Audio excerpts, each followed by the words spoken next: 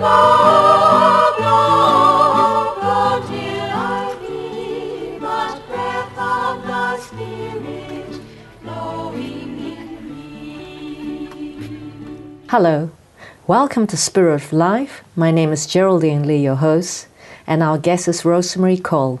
She's written a book called The Carer's View. Hello, Rosemarie. Hello, Geraldine. Tell us more about your book, The Carer's View. Obviously, it's about caring for someone your husband who's disabled or sick. Max has been unwell for many years. He didn't have cancer, but he had 4 or 5 other conditions which deteriorated into the liver, and he needed a liver transplant to survive.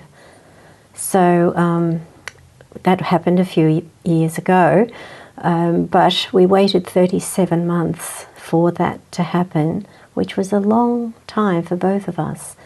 But it was a success, a wonderful success, and so he tries so hard to continue to be as well as possible, but unfortunately there are several rejection drugs that play havoc and other conditions that happen along the way. So it hasn't been an easy road for him, and as his wife and carer, it's quite a heartbreaking thing sometimes.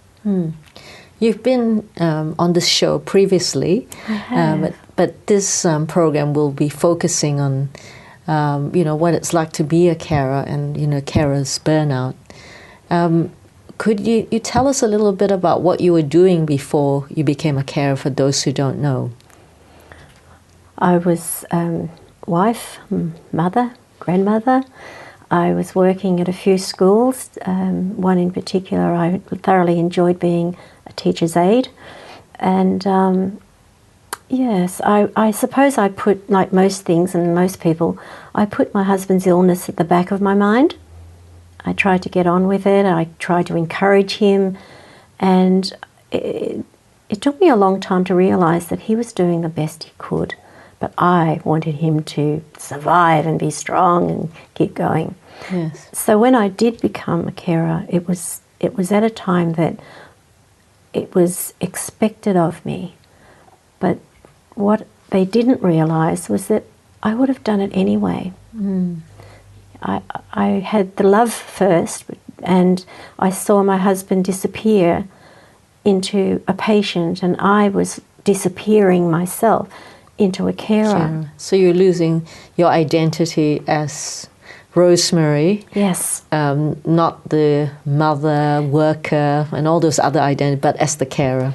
Yes, it's a very strange word that used to come up. And I was classified as the significant other.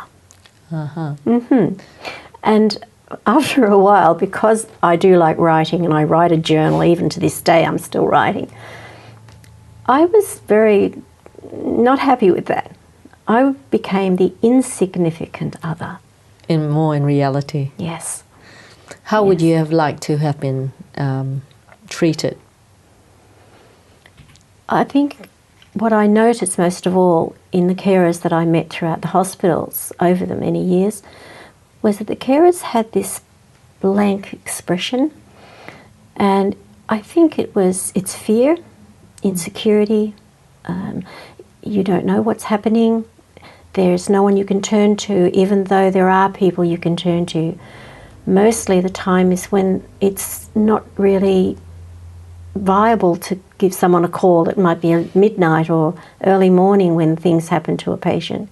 Also, I was concerned for the people that were caring for other members of their families as well, trying to hold down a job.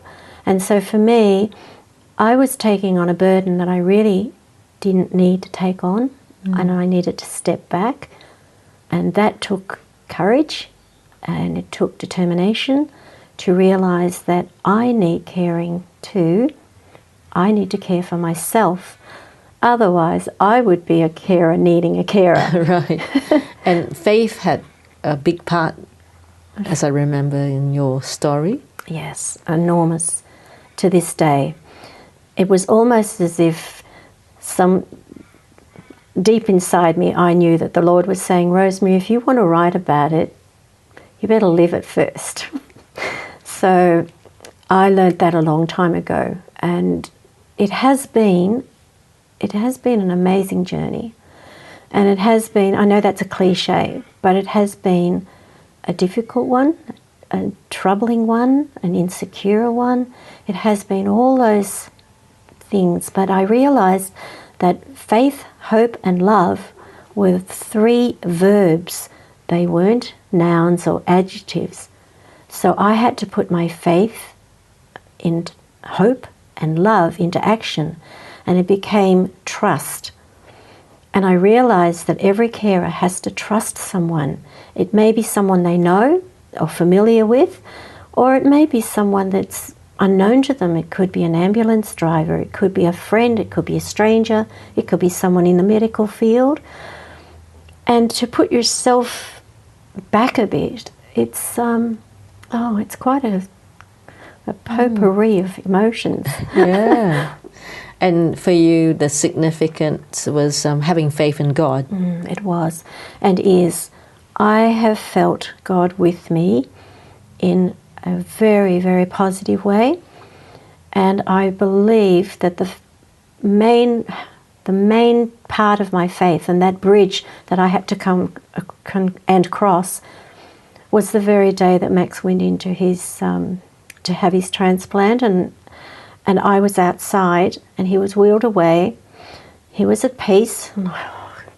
He was at peace, but I trusted in this process that we'd gone through, but I didn't know the result that was going to happen for me. So over the hours and hours, I think it was 12-hour operation.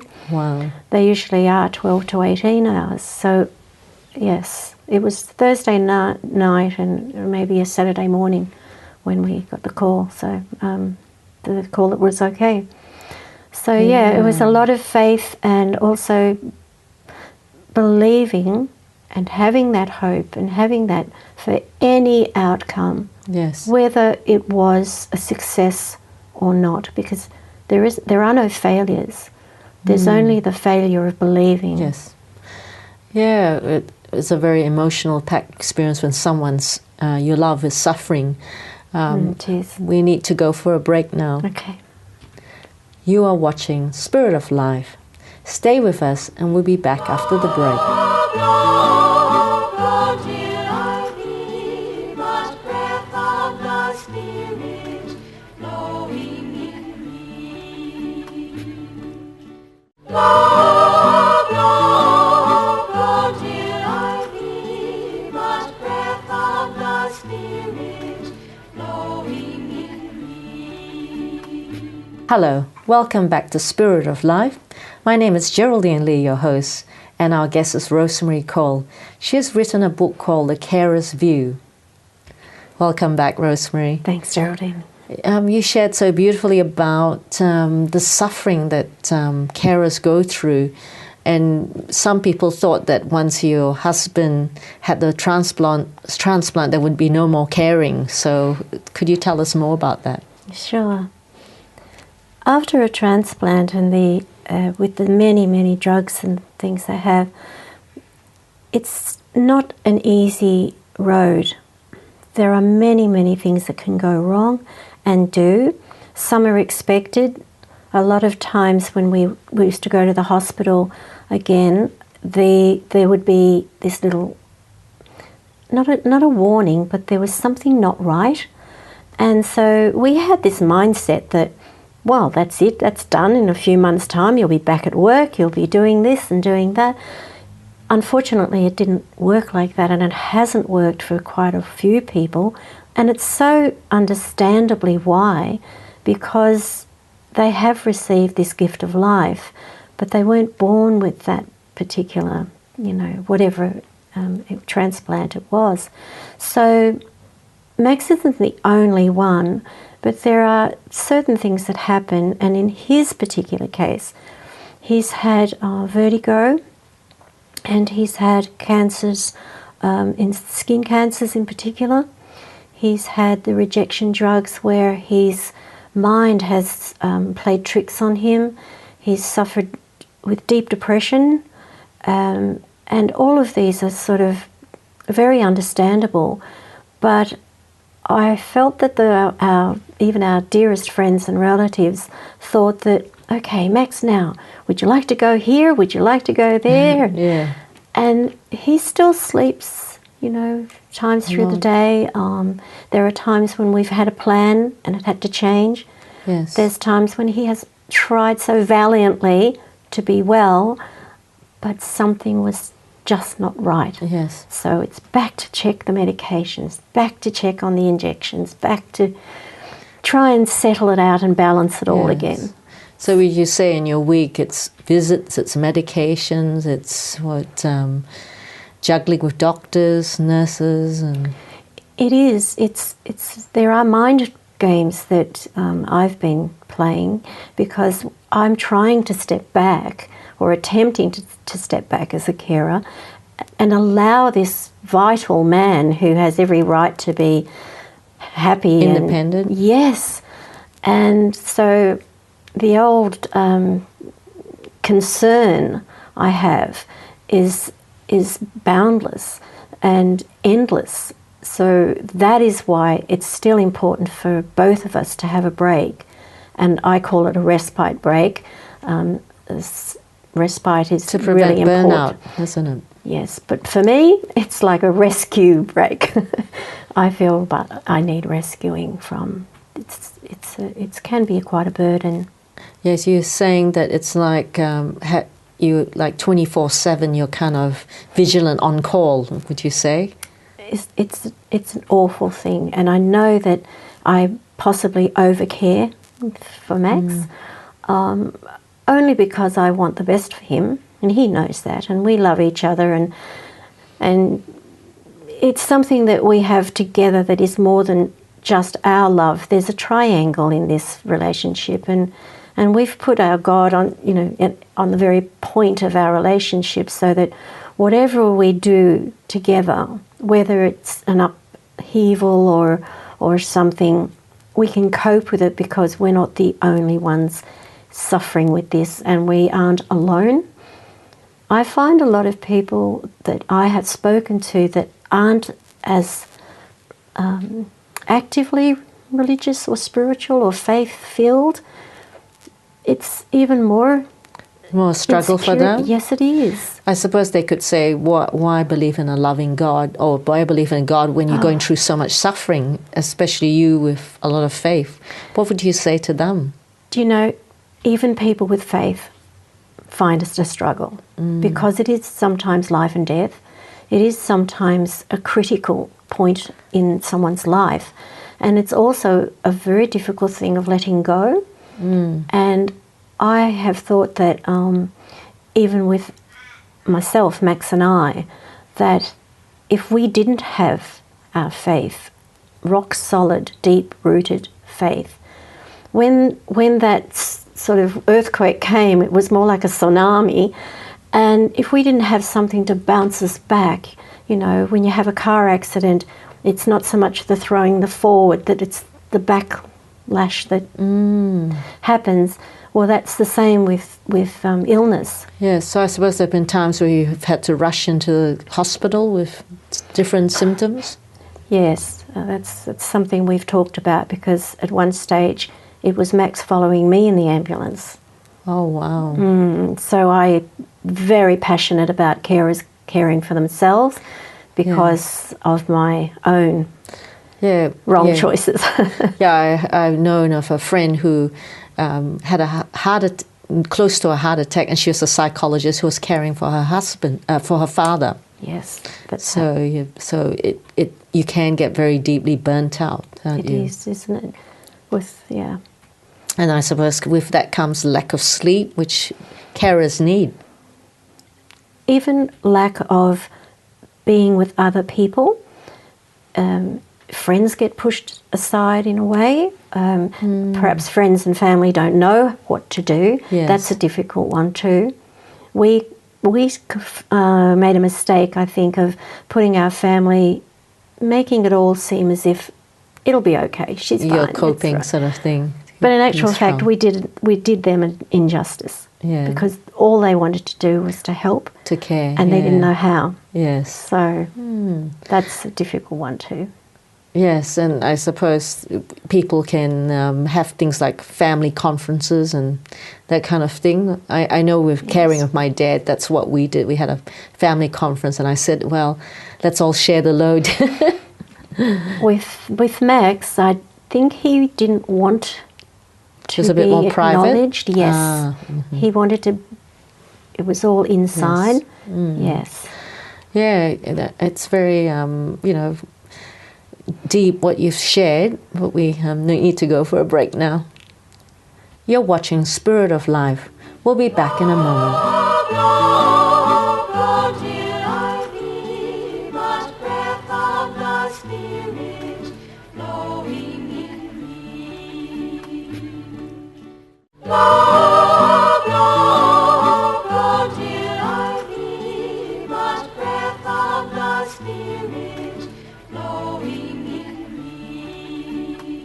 Welcome back to Spirit of Life. My name is Geraldine Lee, your host, and our guest is Rosemarie Cole. She's written A Carer's View. Hi, Rosemarie. Welcome back again. Thanks. You were sharing about the struggles of being a carer. How would you find that you would like to have been treated, like to help carers? What message can you give for those who care for carers? That's a great question too, because I think in the book and audio book, what I found was I felt there was a reason why it was me who was writing this. I believe that it was a message for other carers. I believe that everything that happened to me was not just for me. I believe that all carers need to know, as do the people that they care for. And I think it's very important for everyone, whether they're ill or not, how precious life is and how we should be able to, I don't like that word should, but we really should be able to be more aware of ourselves in this life and to put our life into perspective and balance. It's a difficult one, but I think if we don't try to at least search for that, well, how are we supposed to find it? Yes, I think that's important. I especially felt for you knowing that you'd written the book when my dad was suffering from cancer, and I often thought I should actually read her book. And then I thought, it's like you said, it's very difficult to get the time to read a book and CD, but I like the fact that you have a blog, so that in the future I would have liked to get that blog so I could just quickly blog in or whatever. Please, anytime. It's also amazing how my editor said that when he read the book, he was able to listen to the audio book, and it was making even more sense, because with the 8 chapters of the audio book, and there's 11 on the book, I was able to be a little bit more of myself and a little bit more philosophical, and I had the time, whereas a lot of people time poor these days, so an audio book's perfect for having earphones in bed or in a respite place or out in the garden and even driving in the car. But it was always my intention to not be going through this for myself. It was, number one, to support my husband, not to be his warden, just to love him and to know that he was loved and not alone.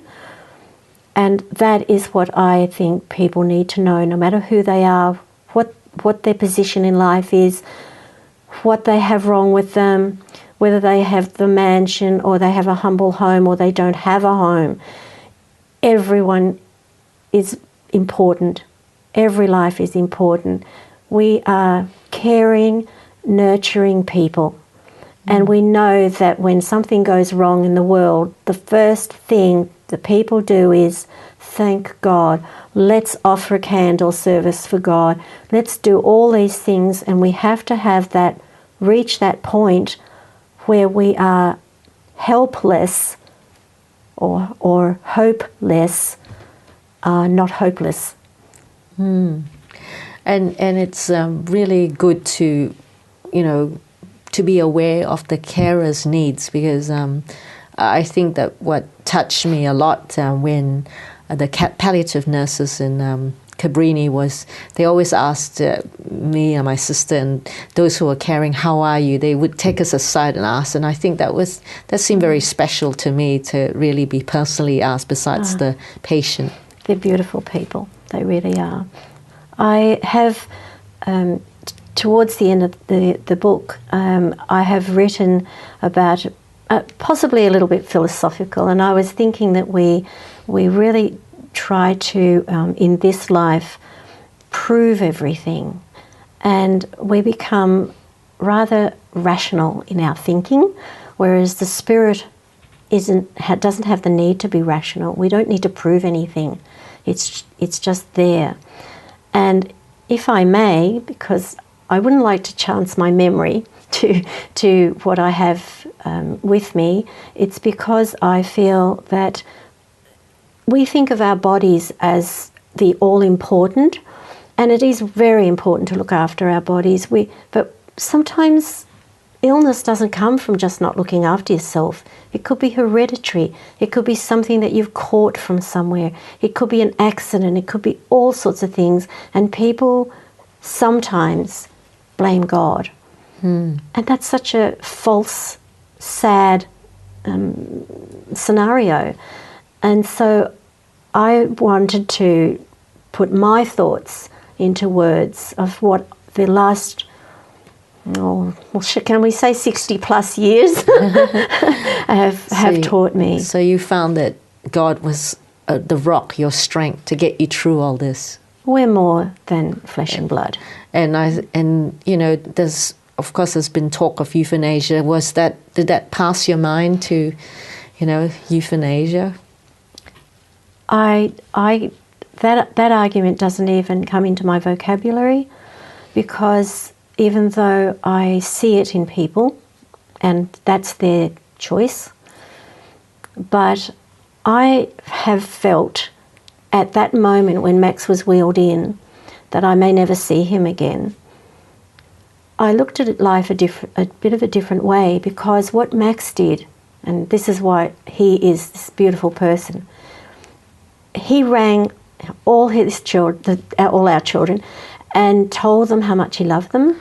That's fantastic. He had time. That's great. And I suppose that's the time you need. You have to need that time.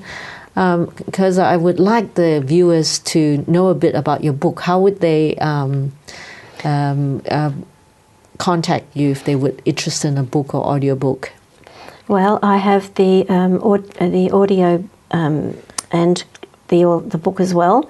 It's thecarersview@gmail.com, and that will then have a link towards carersview@gmail.com. Yes, I think that's the easiest way. And you were just going to read a few words before we need to end. Oh, look, I have it here just in case, because of my memory. But it became part of this search for life being so precious and even fragile. So I have written, "Don't despair. Life is more than our fears and doubts. A deeper, more important theory I have is that we are more than flesh and blood. We are more than data and theory, and more than moving and breathing organisms. We are more than our job or what we earn, what we own, or our financial status. More than whom other people think we are. More than where we live. More than what we become. We are more than our illness. We have a spirit life." That's beautiful. Thank you very much. Thank you for being on our show. Thank you for having me, Geraldine. You've been watching Spirit of Life. Thank you, goodbye, and God bless you.